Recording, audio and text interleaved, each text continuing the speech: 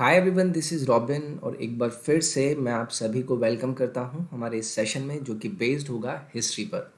तो देखिए CHSL का एग्ज़ाम अभी आपका रिज्यूम होगा अगस्त में। तो उसके लिए ऑब्वियसली आपको अपना रिवीजन अच्छे तौर पे स्टार्ट करना है, बिल्कुल भी अपनी अपने मूवमेंट को बिल्कुल भी धीरे नहीं छोड़ना है। तो ये कुछ मेरे बारे में जानकारी। My name is robin. अपने सेशन को स्टार्ट करूँगा जहाँ पर आपको भी आंसर करना है मेरे साथ साथ। और उस पर्टिकुलर क्वेश्चन का हम क्या करेंगे, थोड़ा सा एक्सप्लेनेशन मैं आपको देने की कोशिश करूंगा ताकि क्वेश्चन से रिलेटेड जानकारी भी आपको मिल पाए। तो चलिए हम अपना पहला क्वेश्चन स्टार्ट करते हैं। आप अपना आंसर कीजिए, मैं 5 से 6 सेकंड आपको दूंगा। क्वेश्चन आपके सामने है, which ruler of slave dynasty divided his empire into iqtas, जिन्हें आप बोलते हैं इक्तादारी सिस्टम। ऑप्शन आपके सामने है, अपना आंसर कीजिए कि वो कौन सा रूलर था जो कि स्लेव डायनेस्टी से पहले तो बिलोंग करता था, जिसने अपने एम्पायर को इक्ताज में डिवाइड किया, और इस इक्ता को डिवीजन को ही आपने कहा इक्तादारी सिस्टम। तो देखिए, ये था आपका इल्तुतमिश। अब एक्चुअली में जो इक्ताज था ये एक ऐसा सिस्टम था जहाँ पर रिवेन्यू को ग्रांट के रूप में दिया जाता था, अपनी सैलरी के तौर पे। यानी कि इंडिविजुअल लोगों को ग्रांट के रूप में दिया जाता था, जहाँ पर जो टेरिटरी थी वो उसको सैलरी के रूप में लोगों को रेवेन्यू ग्रांट कराती थी। अब इसके साथ साथ इस ग्रांट के साथ मैं आपसे कहूँ कि ये कोई हेरिटरी रूल नहीं था, इसको कुछ ऑफिसर्स के थ्रू चीज़ों को दिया जाता था। तो ये था आपका इक्ता सिस्टम, जो कि किसने कराया था, स्लेव डायनेस्टी के इल्तुतमिश ने कराया था। नेक्स्ट है आपका, who was the first Indian ruler to organise his pilgrimage at the expense of the state. तो वो कौन सा पहला भारतीय रूलर था जिसने हज यात्रा को स्टेट के एक्सपेंस पर क्या किया था, ऑर्गेनाइज कराया था। तो आपके सामने ऑप्शन है, आई होप आपने क्वेश्चन पढ़ा भी होगा, अपना आंसर कर सकते हैं आप। तो देखिए, इसका आंसर होगा आपका अकबर। अब मैं बात करूं कि अकबर वो पहले आपके रूलर थे जिन्होंने ऑर्गेनाइज कराया क्या, हज यात्रा को अपने स्टेट के एक्सपेंस पे। अब मैं आपसे बोल लूँ कि हज यात्रा को लाइफ टाइम में एक सपना होता है जो कि आपका लोग बिलीव करते हैं कि मैं हज यात्रा करूं। तो बहुत टाइम तक लॉन्ग मुस्लिम रूल होने के बाद भी किसी ने ऐसे एफर्ट नहीं लगाए थे कि कोई अपना एक हज एडमिनिस्ट्रेशन बनाए इस चीज़ को एड्रेस करने के लिए। बट अकबर ने ऐसा किया। अब ये जो मुग़ल पीरियड था, उन्होंने काफ़ी ज़्यादा देखा कि भाई हज यात्रा होती हैं जहाँ पर रिलीजियस इंटरेस्ट होते हैं रॉयल फैमिलीज़ के, बट उसके बाद भी किसी ने कुछ नहीं कराया था। लेकिन यहाँ पर अकबर आते हैं और वो ऐसा कराते हैं। नेक्स्ट है आपका, who build the famous Dilwara temple at mount Abu in Rajasthan in 13th century। इस एक सिंगल क्वेश्चन से आपको बहुत सारी इन्फॉर्मेशन मिली है। पहले तो दिलवारा टेम्पल आपका कहाँ पर है, राजस्थान में है, माउंट आबू के करीब है। कौन सी सेंचुरी में बनवाया गया था, 13th century में बनवाया था, ये आपको पता है। क्वेश्चन में पूछा है कि किसके द्वारा बनवाया था, वो आपको आंसर करना है अगर आपको पता है। और इसके साथ साथ अगर मैं बात करूं एक्चुअली में ये किन लोगों के लिए मशहूर है, कौन लोगों का रिलीजियस सेक्ट यहाँ पर बिलोंग करता है, तो वो भी आपका यहाँ से क्वेश्चन बन जाता है। तो आई होप आपने अपना आंसर किया होगा। अगर मैं बात करूँ आपके दिलवाला टेम्पल की, तो ये देखिए 2.5 किलोमीटर है आपका, 2.5 किलोमीटर है माउंट आबू से। माउंट आबू क्या है, माउंट आबू राजस्थान का एक अकेला हिल स्टेशन है। अकेला हिल स्टेशन है कहाँ का, राजस्थान का। कौन, माउंट आबू। और उससे 2.5 किलोमीटर दूर है आपका दिलवारा टेम्पल। अब देखिए, ये है आपका जैन टेम्पल। जैन टेम्पल है जिसे बनवाया किसने, इसे बनवाया विमल शाह ने। और इसको डिज़ाइन किसके द्वारा किया गया था, अगर मैं आपसे बोलूँ तो ये डिज़ाइन किया गया था वास्तुपाल और तेजपाल के द्वारा। तो ये भी याद रखना है कि इसको डिज़ाइन किसने किया था, इसको बनवाया किसने था, ये कहाँ पर है, ये किससे रिलेट करता है। इसके साथ साथ माउंट आबू कहाँ पर है ये भी पता चल गया, एक लौता हिल स्टेट है, कौन सी सेंचुरी में बनवाया गया ये भी आपको यहाँ से पता चला। नेक्स्ट है फॉलोइंग क्रोनोलॉजिकल ऑर्डर। तो देखिए, ये ऑर्डर तो आपको पता होने चाहिए।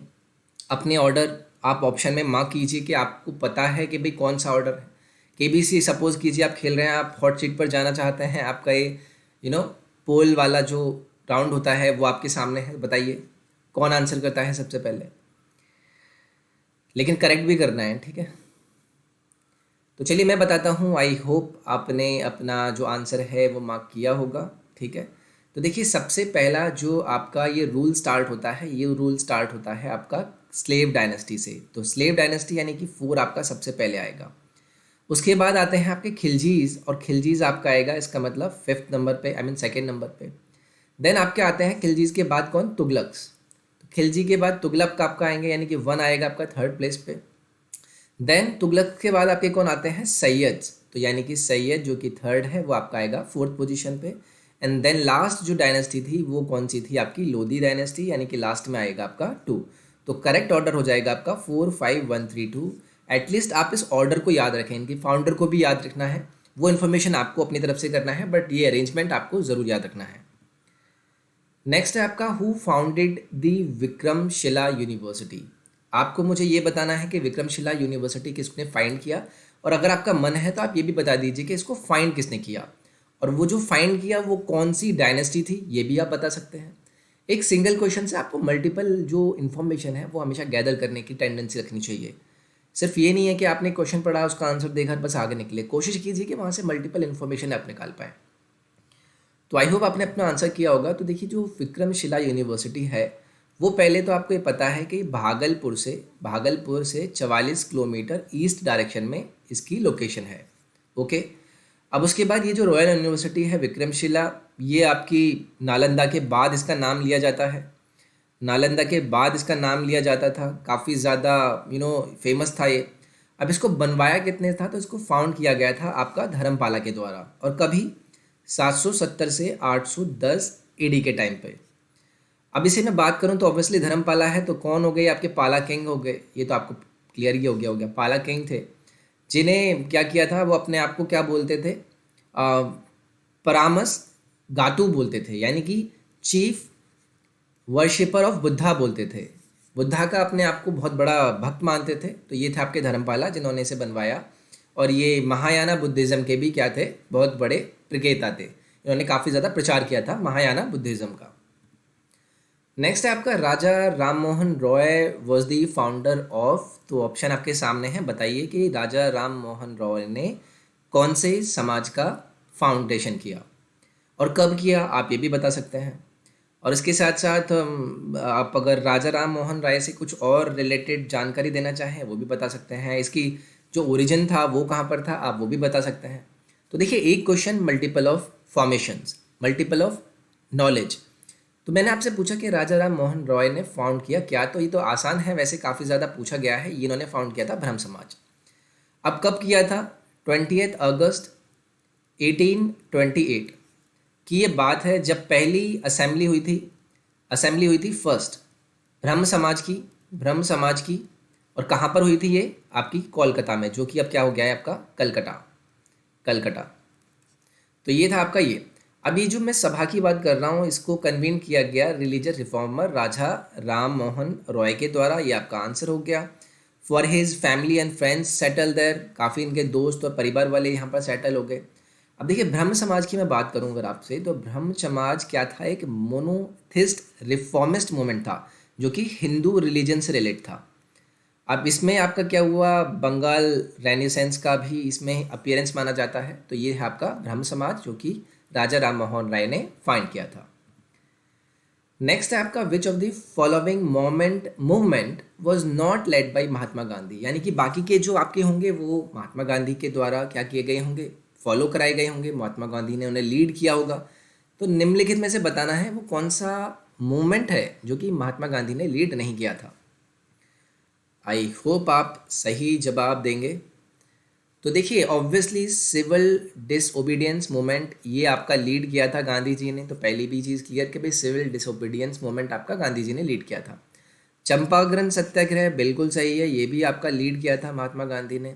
नॉन कोऑपरेशन मूवमेंट बिल्कुल सही है कि भाई ये भी लीड किया था महात्मा गांधी ने, लेकिन बारडोली सत्याग्रह इसको लीड नहीं किया था महात्मा गांधी ने, यानी कि ऑप्शन नंबर 3 आपका यहाँ पर करेक्ट आंसर हो जाएगा। लेकिन आपको ये याद रखना है इस क्वेश्चन के साथ साथ कि महात्मा गांधी ने सिविल डिसओबीडियंट मूवमेंट, चंपारण सत्याग्रह और नॉन कोऑपरेशन मूवमेंट को क्या किया था, लीड किया था।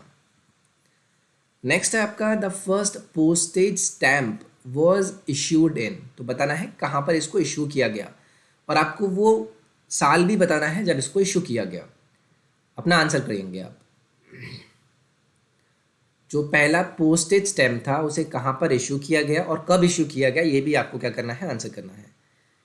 तो देखिए इसे इशू किया गया था, आई होप आपने अपना आंसर किया गया होगा। तो इसे कराची में एक्चुअली में क्या किया गया था, इशू कराया गया था और जो डेट थी पोस्टेज स्टैंप की बात कर रहा हूँ, ये किया गया था 1837 में, इसे इश्यू कराया गया था। तो याद रखेंगे कराची 1837 पहला पोस्टेज स्टैंप। नेक्स्ट है under which tree Gautam Buddha attend nirvana. तो बताना है कि गौतम बुद्धा ने विच ट्री यानी कौन से पेड़ के नीचे निर्वाणा को प्राप्त किया था, अपना आंसर करेंगे। कहाँ पर है ये भी बताएंगे, और किस लिए इसको जाना जाता है, यहाँ पर कौन कौन सी पिलग्रिमेज साइट्स हैं ये भी आप बता सकते हैं। तो देखिए आसान है, निर्वाणा को जो प्राप्त किया था गौतम बुद्ध ने वो किया था पीपल ट्री के अंदर। तो ऑप्शन हो गया आपका यहाँ पर फर्स्ट करेक्ट। ये चीज़ आपको क्लियर। अब ये कहाँ पर है ये आपको पता होना चाहिए, ये है आपका बोध गया में, बोध गया जो कि कहाँ पर है, बिहार में। तो ये हो गया आपका ये। अब बोधि ट्री को मैं बात करूँ, ये आपका एक एंशंट सैक्रेज फिग ट्री है जो कि आपका बिहार में है। इसके साथ साथ ये मोस्ट इंपॉर्टेंट है 4 मेन बुद्धिस्ट पिलग्रिमेज साइट्स, बौद्ध गया की मैं बात करता हूँ, इनकी 4 फेमस में से ये एक है आपका बुद्ध गया, बौद्ध गया। नेक्स्ट है आपका Hunter commission was appointed by the British government to probe into which of the following case. तो हंटर कमीशन को अपॉइंट किया गया था ब्रिटिश सरकार के द्वारा, किसकी जानकारी के बारे में, किसकी खोज करने के बारे में, किसकी इन्वेस्टिगेशन करने के बारे में, ये आपको यहाँ पर बताना है। अपना आंसर कीजिए।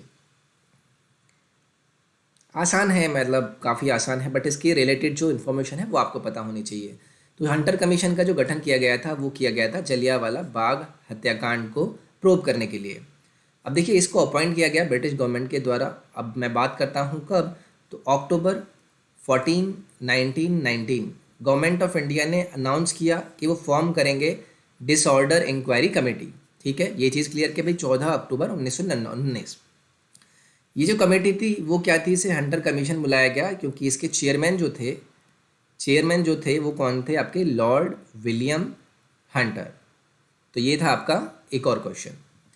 तो आई होप आपको ये सेशन पसंद आया होगा। अगर आपको पसंद आया तो please do like it, share करें, सब्सक्राइब करें चैनल को, और टेलीग्राम और इंस्टाग्राम के पेज को जरूर फॉलो करें जिसके लिंक आपको डिस्क्रिप्शन में मिल जाएंगे। मैं नेक्स्ट पार्ट में मिलता हूँ आपके साथ। अपना ख्याल रखें, take care, bye bye, thank you.